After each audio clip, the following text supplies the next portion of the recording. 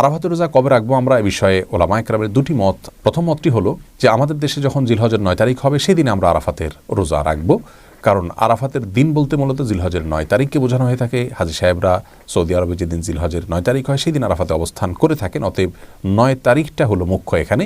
আরাফাতে তারা অবস্থান করছেন 9 তারিখকে কেন্দ্র করেই।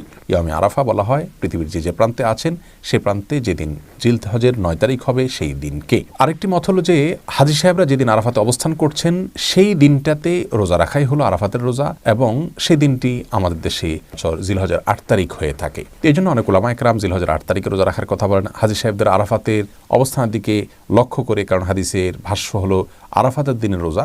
এই জন্য তারা বলতে চান যে নবী করিম সাল্লাল্লাহু আলাইহি সাল্লাম আরাফাতের দিনের রোজা বলেছেন। অতএব আরাফাতে অবস্থানের কথা যদি জানতে পারেন প্রযুক্তির মাধ্যমে আজকে আমরা জানতে পারছি, তাহলে সেই দিনটাতে রাখবেন। আর যদি কেউ সে সংবাদ জানতে না পারেন তাহলে তিনি তার অঞ্চলে তার দেশে যখন 9 তারিখ হবে তখন তিনি রোজা রাখবেন।